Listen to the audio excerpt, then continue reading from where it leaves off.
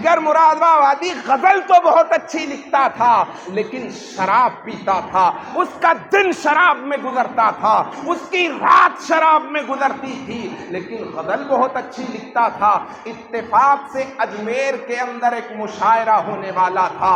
अजमेर के लोगों ने ये प्लान किया, रफ़अना लक ज़िक्रक वरफ़अना लक ज़िक्रक वरफ़अना लक ज़िक्रक वरफ़अना लक ज़िक्रक। रात मोहतरम, आप जानते होंगे जो लोग शेर व शायरी से शौक़ रखते हैं या मोहब्बत रखते हैं उनको मालूम होगा कि जिगर मुरादाबादी एक इतना बड़ा नाम था गज़ल की दुनिया में कि बिना उसके स्टेज पर जाने के बाद मुशायरा शुरू नहीं होता था।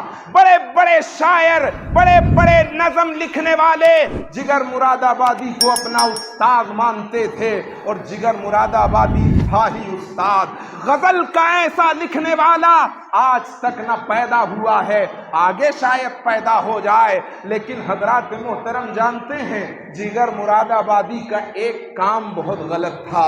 वो काम क्या था कि जिगर मुरादाबादी शराब बहुत पीता था।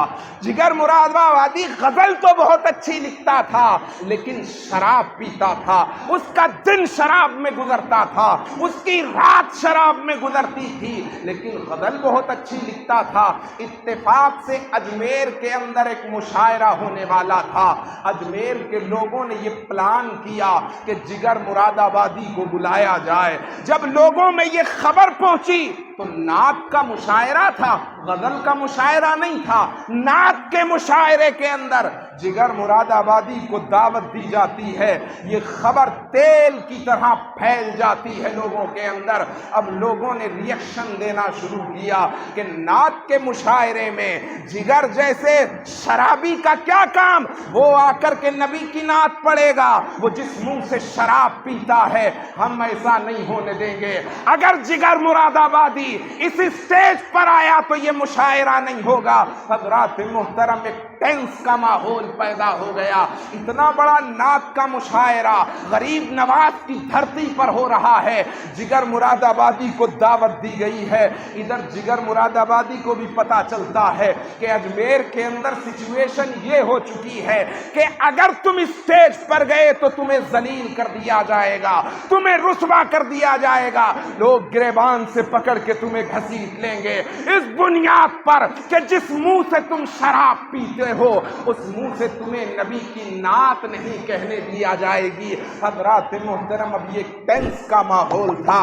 अब जिगर मुरादाबादी रात के सन्नाटे में बैठते हैं, कोशिश कर रहे हैं कि नबी की नात लिखूं।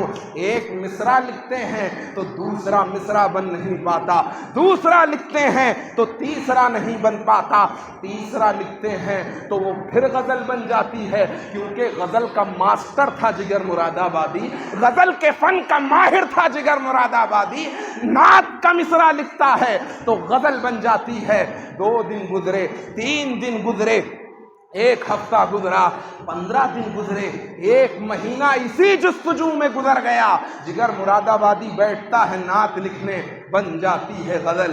हज़रात मोहतरम, एक मर्तबा मुरादाबाद की जामा मस्जिद की सीढ़ियों पर पहुंचता है जिगर मुरादाबादी। वहां देखा तो एक मजलूम बैठा था, एक अल्लाह वाला बैठा था।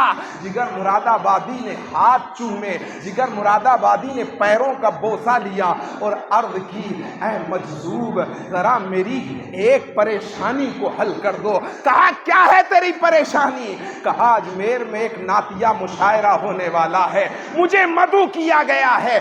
आलम यह है कि लोग वहां मुझे आने के लिए और सुनने के लिए तैयार नहीं हैं। हज़रात मोहतरम, ज़माना जानता था जिगर मुरादाबादी के बारे में कि ये शराब पीता है।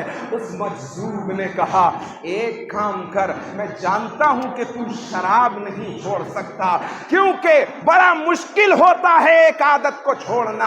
अगर एक आदमी से कहो कि ये काम छोड़ दो, सिगरेट मत पीना, तो आदमी वो काम तो छोड़ सकता है मगर सिगरेट नहीं छोड़ सकता, क्योंकि आदत बहुत बुरी चीज होती है।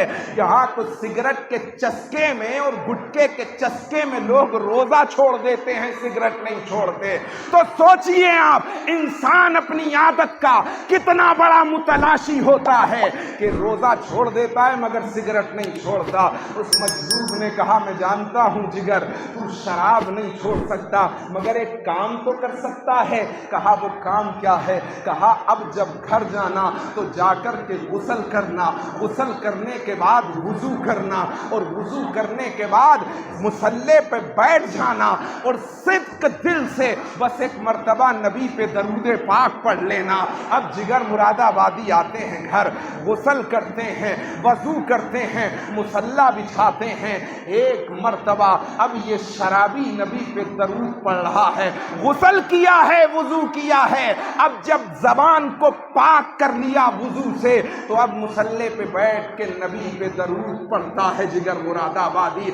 जैसे ही दरूद पढ़ा गोया के दिल की दुनिया बदलने लगी। हाथ में कलम लिया और कलम लेने के बाद एक पेपर लिया, उस पेपर पर अब नाते पाक लिख रहा है जिगर मुरादाबादी। हजरात मोहतरम पूरी नाते पाक तैयार कर ली। अब दिन गुजर रहे थे, अजमेर का मुशायरा आने वाला था नात का। जिगर मुरादाबादी को एज ए गेस्ट स्पीकर मदऊ किया गया था।